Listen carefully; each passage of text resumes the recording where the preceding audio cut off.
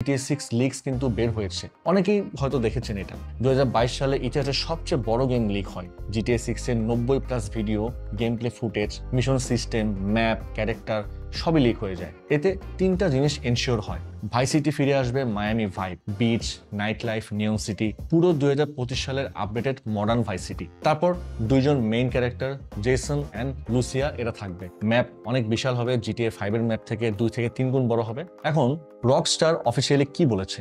ভাই, এরা 2023 সাল থেকে সবাইকে ঘুরাচ্ছে, তবে অনেকবার ডেট চেঞ্জ করার পরে এখন ফাইনাল ডেট এসেছে 19 নভেম্বর 2026 তারিখে রিলিজ হবে GTA 6।